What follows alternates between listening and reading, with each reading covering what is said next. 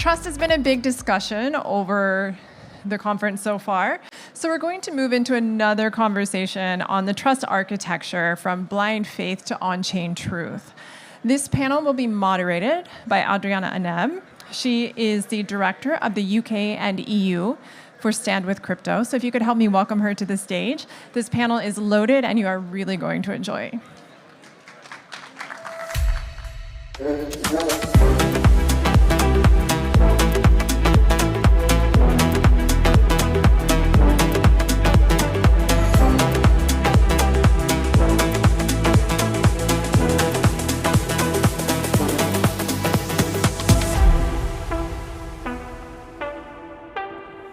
Un, deux.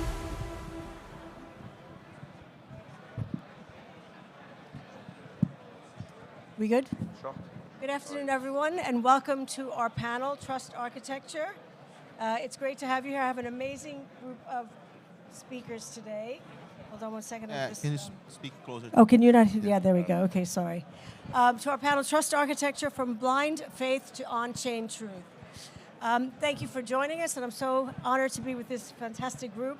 We're at a really interesting time in the industry. A little bit closer. Oh, sorry. Okay, again. Is that better? Sorry. I move around a lot. For decades, financial systems have been built on trust in institutions, banks, intermediaries, and infrastructure. Now we're being told something fundamentally different, that we can move from trust me to verify it yourself. But the reality is more nuanced, because trust hasn't disappeared, it's just moved. From institutions to code, from reputation to proof, from humans to systems, and sometimes back again. So today we're going to unpack that shift, what's real, what's not, and what still needs to be built. Let me quickly, I'm going to have the speakers introduce themselves. I'm Adriana Ennab from Stand With Crypto. We're a grassroots organization bringing the voices of the users, builders, founders to the policy tables because we feel that they're not represented. So we're trying to bridge the gap and bring the more DeFi side to the policy tables. So Alix, do you want to start? Yeah, sure. Hello, Alix. So I'm a VIP manager at Kraken. So basically, I take care of all VIP clients, mainly in Europe, France, Italy, Switzerland, Belgium. So I take care of VIP clients at Kraken. Great, guys. Nice to be here. First of all, congratulations to the team of Paris Blockchain Week. A really wonderful event. My name is Rafael Castaneda. I'm very well known in Brazil as a top authority in KOL, also an entrepreneur there. And here I'm acting as the lead ambassador for the EverValue project. So nice to be here with you guys. Bonjour, Paris. That is the extent of my French, so good afternoon to everyone. I'm Fahmi Syed. I'm president of the Midnight Foundation. Midnight is a new blockchain we think of as a fourth generation blockchain that is about bringing privacy enabling applications to a blockchain with selective disclosures. It is not about surveillance like the rest of the blockchain. Hey everyone, thanks for having me. My name is Damien Ekechukwu. I'm with Zerohash. Zerohash provides infrastructure for financial services companies and institutions who are looking to integrate crypto into their day-to-day businesses across trading, payments, and tokenization. Really looking forward to this conversation today. Thank you all. I'm honored to be here with you. So let me start with you, Rafael. What replaces traditional trust now in blockchain?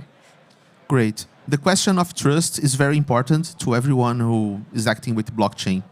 There is an excellent book written by Neil Ferguson. I don't know if you guys know this book. It's called The Ascension of Money, which tells the history of how money came to be.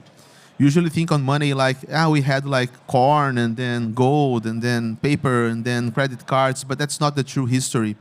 What he goes in the book is that before we even had unit of accounts, we had credit. We had these like Sumerian tablets where you would account debt and credit between people, even before we had the first record of money. So that tells us something. I don't know also if you guys know it, credit, the word credit, it comes from credo, Latin, which means to believe. So money is a belief system. Money is trust. As Neil says, money is trust inscribed. And the problem is that if you need to trust, how much can you trust? And if you can trust, then how do you proceed? We live in dark times, times of macroeconomic turmoil, times of geopolitical turmoil, and we are starting to lose our ability to trust in how things work, how money works, how society works. What blockchain brings to the table is, let's remove these faulty humans from the trust system, and let's replace the trust with automation. Because if everyone uses the same blockchain code and everyone knows how it's run, then we can all agree to trust at least on that. So Alix, let me ask you from your perspective, do you think that they care about transparency, or do they default to convenience? Okay, from a VIP client's point of view, basically, when you are doing a huge transfer, let's say you are sending tens of millions on chain, on Kraken, you want to speak with someone. You want to speak with a human. So there are two components. One, you want to speak with a human. You want fast answers, fast replies, human support. But also, you don't blindly trust humans. You want proof. You want transparency. And that's where the blockchain is coming. Because first, you speak with a human to fasten all transactions, to make sure that appropriate controls, that you can have an answer if there is anything that goes wrong. But you want to use the blockchain to see where are the funds, where are they going. So at Kraken, we are super proud to bring those two aspects. Trust, human connection, human support, plus the transparency of the crypto. And that's really where we want to position ourselves, especially for VIP clients. And trust me, like when you are sending huge amounts from your bank to your exchange, you want to have someone at Kraken, at the exchange, to talk with the bank. Like banks are always blocking transfers, etc. They need documents, they need to trust proofs. So usually I do talk with banks, I do talk with clients because they need it. They cannot only rely on the blockchain. The blockchain is amazing because it's super transparent. But sometimes for huge amounts, for huge transactions, you need someone to talk to. So you want that hybrid model where basically you have a person you can have a discussion with, but the immutable proof is there on the blockchain. Completely. And that's where Kraken position itself. Like highly on security, trust, but not blind trust. Trust with transparency. And that's where we combine both.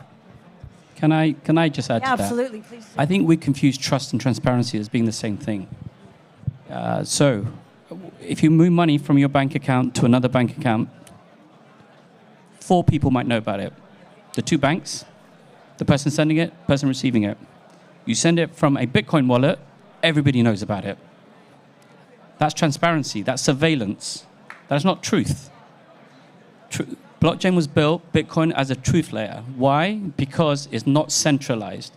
There's not one party keeping ownership of everything who can then determine that you are unbanked. You can't get your photos back from your social media platform. You get blocked on Telegram. So blockchain provided truth.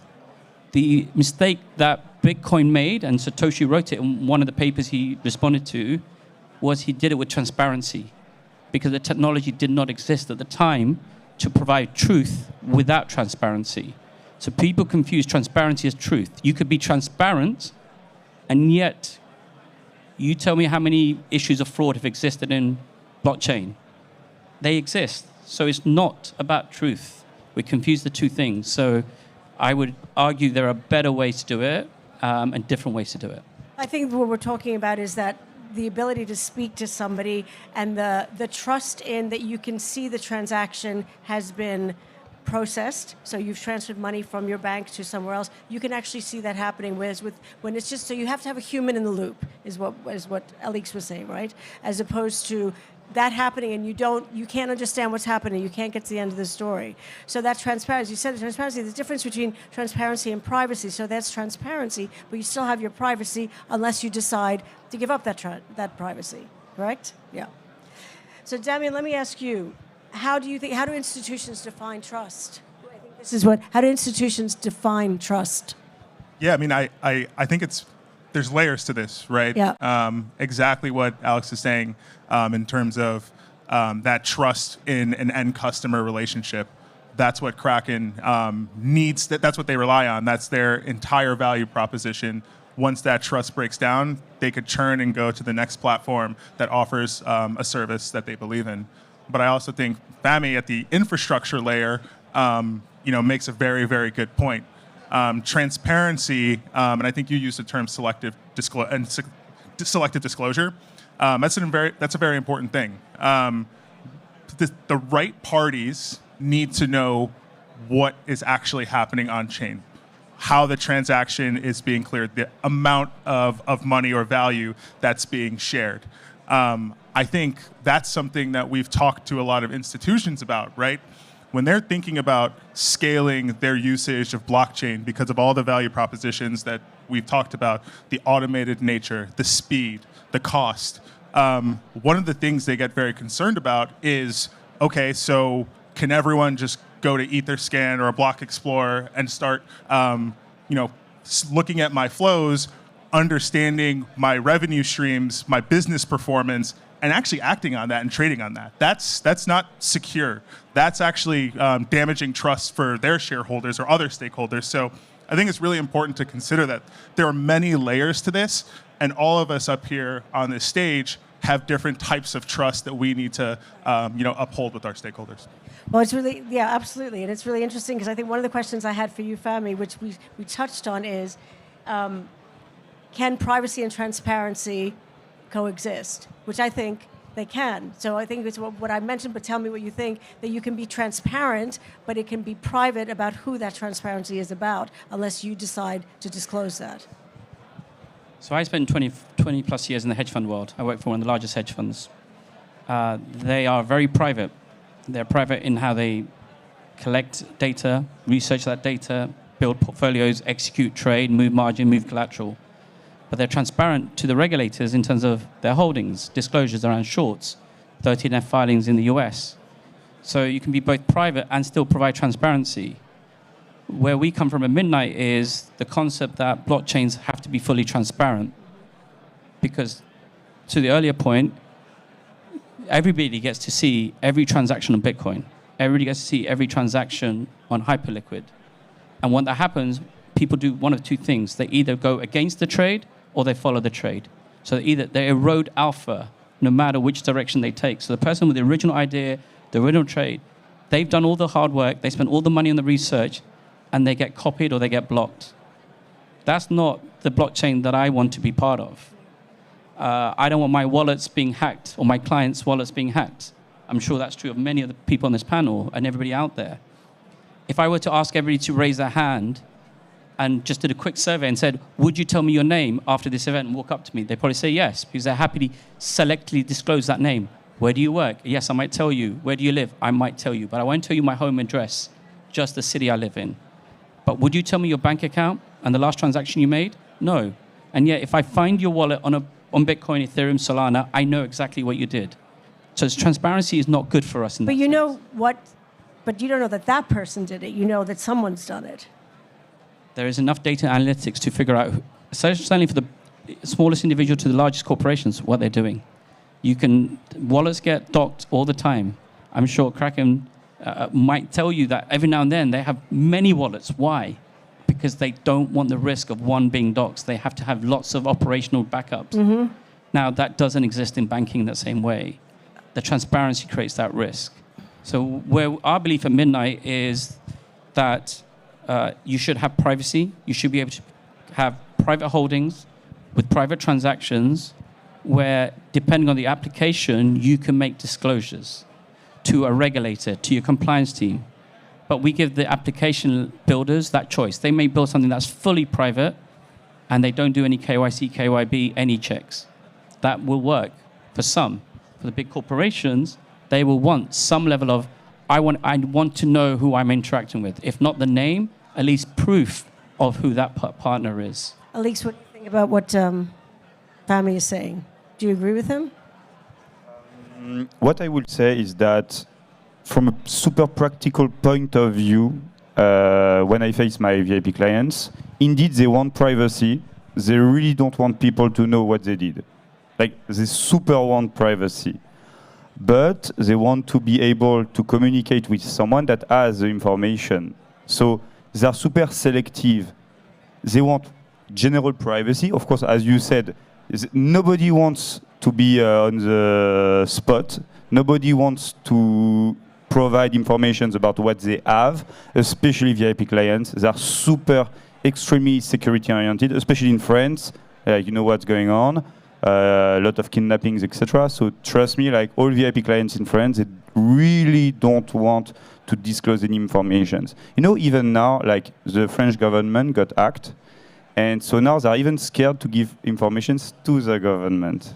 So they are extremely privacy sensitive, but they still need few people that they trust to access information and to help them. Because I cannot unblock transfer if I don't have the details. I need details.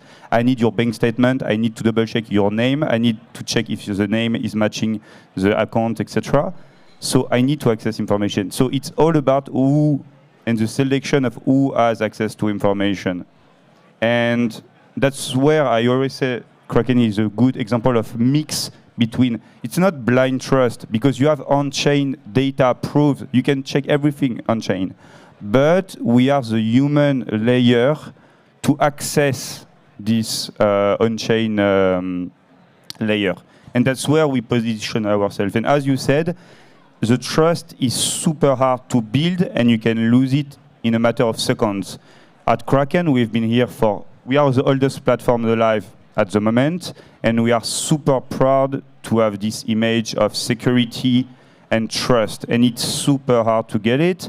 We have insane internal processes to get it. So we all know some platforms who lost their trust in a matter of seconds. So it's a daily hard job, and the frontier is super thin. And do you think that proof translates into trust for your clients? Sorry? That proof translates into trust for your clients? What do you mean? So do your clients, if you can prove things, you can show them that you can prove where it's going, you can prove the whole transaction, you can prove everything. Do they then trust? Of course. You need both. Because, there will be always clients saying, yeah, but why are you different from FTX? We can prove it. FTX was not able to prove on-chain where are the funds. We can prove, we have the proof of reserves. We can prove where are the funds, where are they moving, etc. Plus, you have the human layer. You need both. Yeah, absolutely. And Rafael, are builders prioritizing proof from your perspective? Yeah, surely. Proofs are important on the blockchain aspect because he made a really good point. Satoshi only made Bitcoin fully transparent because he did not know how to use zero-knowledge proofs to make a system with, ideally, you would have collective trust, or be it all of us can trust that the rules of the system are there and that the system works. But we should not have the ability for each one of us to inspect everything there is to be inspected about each life of the others. So fully transparency is an easy way to get fully trust. But there are novel ways to do that. And for instance, Kraken can prove using blockchain records that its assets and liabilities match and that your money that is deposited on Kraken is covered by an on-chain deposit. And that can be done regardless of the fact that your personal balance is visible on the blockchain. Ideally, it shouldn't be. But if you or any sensitive information gets leaked out by any means, that will be feasible. So each blockchain has to, in each exchange or each Bitcoin project or blockchain project has to deal with that difficult. Be it guys like him, just do a blockchain to address that problem. Guys like Zuko, who made Zcash, Monero guys, secret network guys. Everyone has a building something for that. But regardless of the discussion between privacy and transparency, if you cannot prove that what you are doing is there, then you are not truly a blockchain project. You are using blockchain to leverage a token, to apply a scam or something like that. Because if you do not need to prove numbers to your clients, to your partners, then you shouldn't need to be on blockchain. you could be a centralized project as well. Damien, what do you think are the biggest infrastructure gaps from your perspective? Yeah, no, I think you're right on point. What we think about at Zerohash a lot is like scalable privacy. I think today it's very important that our platforms that use our APIs and SDKs have some sort of confidentiality and privacy to them. We have solutions in place, whether it's rotating wallets, not disclosing certain things on chain to maintain that privacy. But I think from an infrastructure perspective, we're having a lot of conversations with chains like Midnight about how do we take that privacy to the next level. There are a lot of different ways to do that. Trusted execution environments, privacy at the token level, different ways on chain to hide information. So we're looking for chain partners that can deliver that solution so that we can then go to platforms and let them know that, hey, we can actually handle a lot of volume, a lot of activity in ways that are compliant, can be auditable by regulators, and give their customers the trust that they need to transact or do business with them. So I think at the infrastructure layer, it's working with all these players to make sure that the privacy standards are robust. It's like privacy wrappers, isn't it, almost? You can just put privacy around what it is that you want to, but then the rest of it is open. Yeah, exactly. Yeah. Selective disclosure. Privacy as a service. Exactly. Right. So regulators, if they need to audit something, if your compliance team needs to come on, all these things that these guys are saying, Right. I think that's what institutions are looking for, and that's the infrastructure that we're building for them. Cool. Yeah, I agree with many of that. I don't think it was privacy as a feature. You said privacy as a service. As a service. I think it's privacy as a feature. I think if you add privacy afterwards, and I've used this analogy, so forgive me if you imagine this, you don't walk out your front door naked and then get dressed, because then everybody's seen you. You can't add privacy after you've been exposed. You walk out dressed. If I get hot in this cardigan, I take it off. I wear a t-shirt, but I'm revealing layers. You don't start naked. That's the problem of adding privacy as a service, as an afterthought. Your data might get protected, but your metadata, who you are, where you are, is just as important. Yeah. So it has to be, and I think we're seeing this with other blockchains, other solutions, that privacy is embedded as a feature, as part of the core infrastructure, rather than as a secondary service that comes along. But to use that analogy, absolutely, I understand what you're saying, and privacy should be, fundamental. But as a service, I mean, is that you get to decide, because you may decide to go out in just your shorts and flip-flops. I wouldn't go out like that, but you might. And so, or you'll go fully dressed. But you could decide where you want to add that privacy to, for whatever reasons, because you might actually want the market to see your transactions because you want to move the market. Absolutely. But where Midnight differs is you have full privacy, and the smart contract gives you that disclosure element where you might want everybody to see it, or it might be just one person gets to see it. So to your point around the shorts, there you're making a choice through a smart contract you might build at Midnight that you want most of your information to be out there. I do think, to your point, though, it really depends on the use case, right? And I think that's why it's really important to have a full suite of solutions that can be integrated. So, at Zerohash, that's why we like to be chain agnostic, consultative in our approach to platforms, because we can really understand what they're trying to do. Are you trying to move flows peer-to-peer, so you're trying to hide the amount in the user? Are you trying to move it business to business, so maybe you need a private environment that's still tapping into the public chain's liquidity? You talk to us, you tell us, but then we'll go find the right chain partners to implement that solution. So it really does depend on the use case, and it's configurable, to your point. Alix, and I think we might have touched on this already, but just to make sure, what does trust mean for high-value clients in real transactions? What does it actually look like? Okay, I would say for new clients, why high net worth individuals come to Kraken as a new client, not like crypto OG who have been here for 10 years. They will come to Kraken, usually, by the way, new high net worth individuals in the crypto industry now are tending to be more like family offices. We used to have a lot of crypto OG people. Now it's more like family offices who wants to put 5% of their family money into crypto. So how do they select an exchange? Usually, they just check security and trust.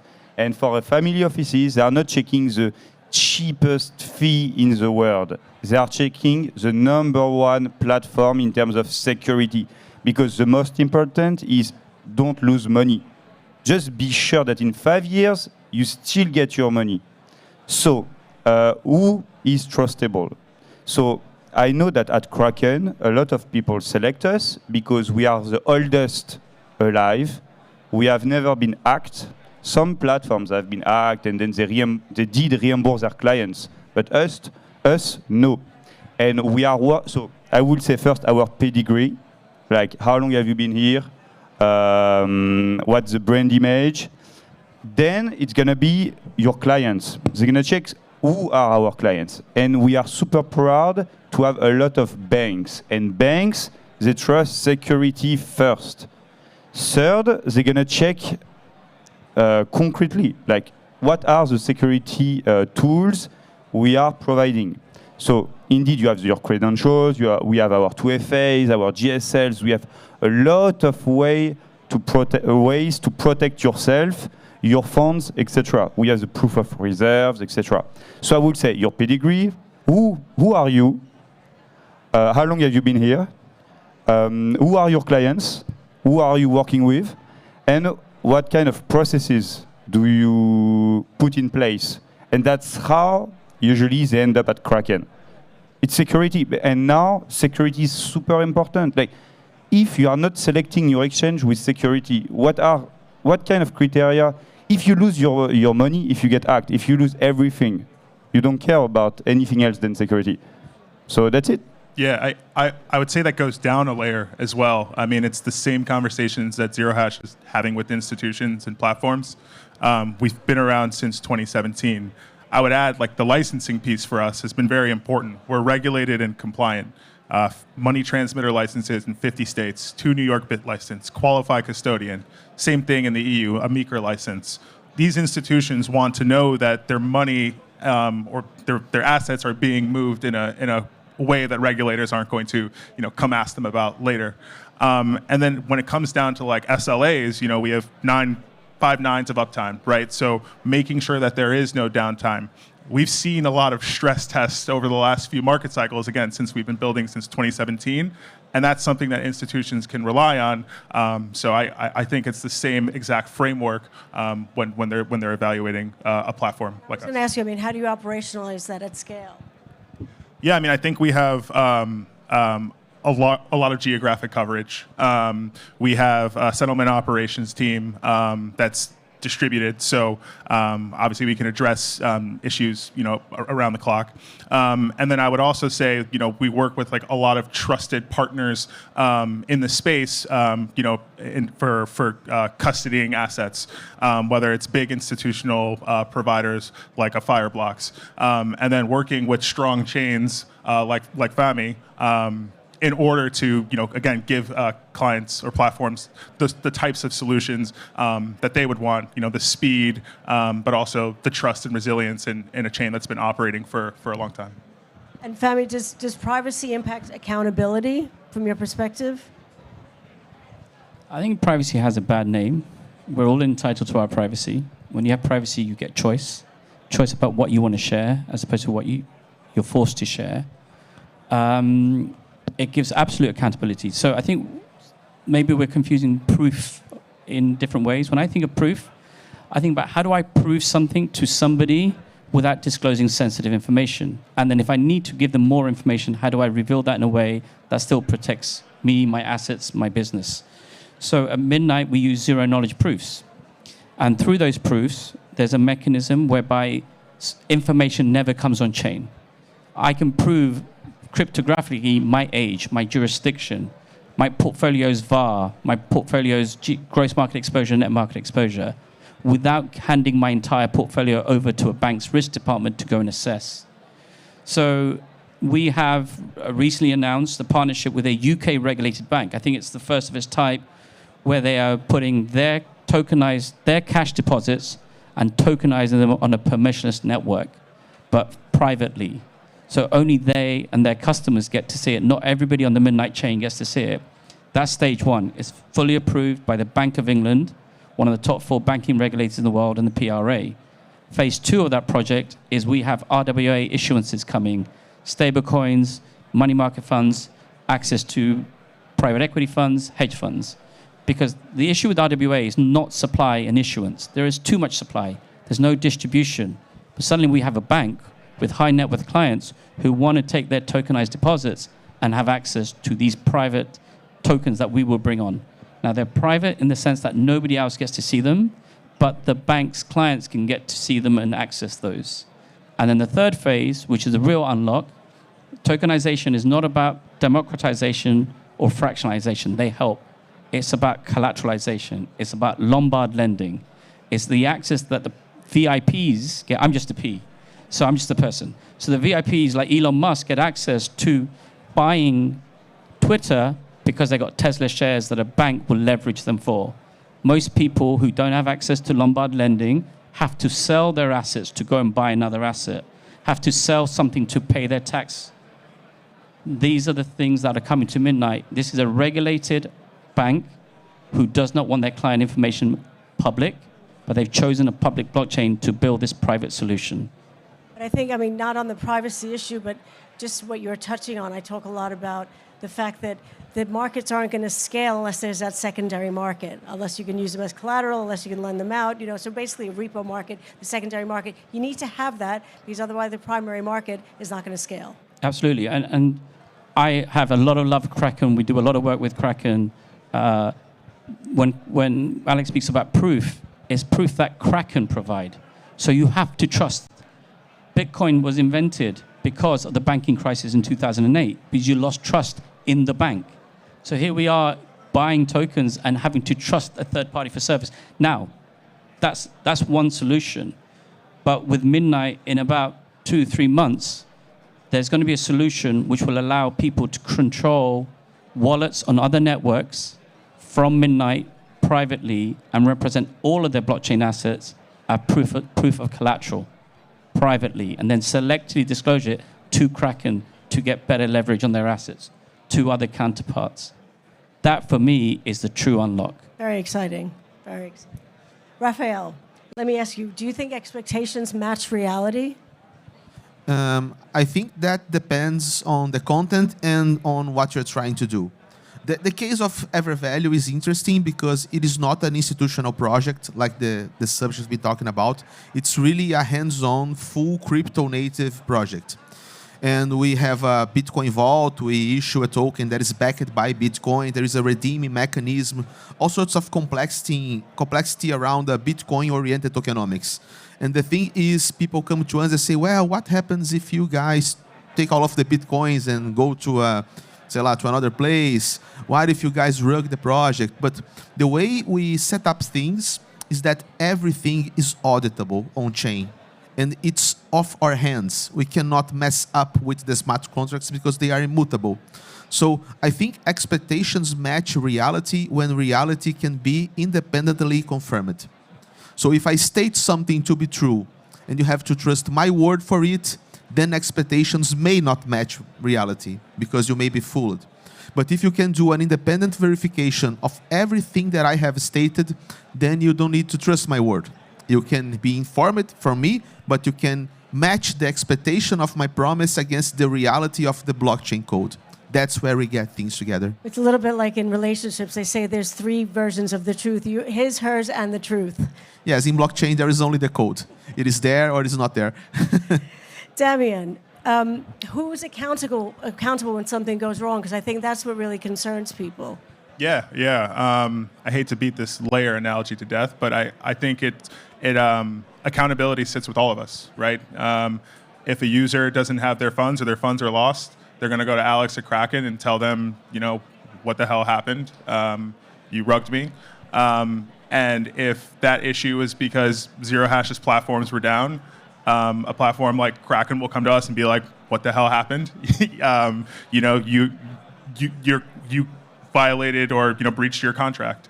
And then if the blockchain all of a sudden was exposing information publicly when they weren't supposed to, Zerohash will go down and say that the trust was broken. So I do feel like maybe the end user is where the revenue is being generated, so the burden might be on Kraken. But again, like for this industry to scale, like we all have to take that accountability and all have to contribute to like building a system that everyone can trust in. I mean, we should, but I mean, like you said, you guys focus on a human in the loop and making sure you have that. But there will be completely decentralized where you're not going to have that. So I guess there's a whole other panel that we can do on that. But this group here, there is accountability. But we could have 4 other people sitting here where there wouldn't be as much or as easy to get to. Yeah, no, I mean, I think so. But at the same time, when there's like an exploit in a DeFi protocol, X will do a ton of postmortems, look at the code. But at the end of the day, who is everyone, pointing the finger at or holding accountable? The humans who built that system, right? So until AI is automating everything and they run the world, like all the builders, whoever you replace up here are going to have to be the ones to ensure that there's trust for their customers. Yeah, and I guess I was going to ask you, where does responsibility sit, at Kraken? I mean, a little, because, Damien said, so it goes to you and then you, but then where does that responsibility sit actually within your organization? When we have a client, we are responsible. So, sorry? The salesperson. When you are a Kraken client, Kraken is responsible for the services. So after, indeed, we can have some issues with some, layers, blockchain, etc. But Kraken will be responsible, and that's what clients want. Like they like the fact that there is Kraken in the middle between them and the technical part. And basically, at the beginning, we were putting money at the bank because it was a danger to have money also in your place. So people also want to have a trust layer between them and the technical part, because this layer, Kraken, for example, we take the responsibility. Yeah, absolutely. Thank you. For example, me sometimes I trust more Kraken than myself, than me with my ledger and getting and my password, my seed phrase on a paper being burned in my garden. So. I want. I mean, my fingerprints, I trust much more. Yeah. The app and the system more than me remembering or me working out how to get same. 100%. I get that. I trust Kraken more than myself. That's good. Yeah. That's good. You guys are joined up together. Yep. That's excellent. And Fahmi, what about you? Can privacy systems maintain accountability, do you think? Yes. Okay. Yes. Look, every database out there in some form is private. Everything you do with Facebook, with Google, is sitting on their private database, and therefore they have to be accountable. There are rules around how you handle data globally, GDPR, the Californian Act, various other things. Every company has to be accountable. With blockchain, you can build that accountability into the smart contract level. And again, actually, in the solutions that we've designed on our infrastructure, none of that data actually sits on the network. So, in fact, you're more protected. Your data is not siloed with one counterpart. It is not on-chain to be hacked. So if you think about, again, we have more of a financial marketplace here, think about what information you want to share in order to what are you accessing? Why do people use Kraken? Security? Absolutely. Pedigree? Yes. Technology? Yes. But for access to other services, what do their funds get them?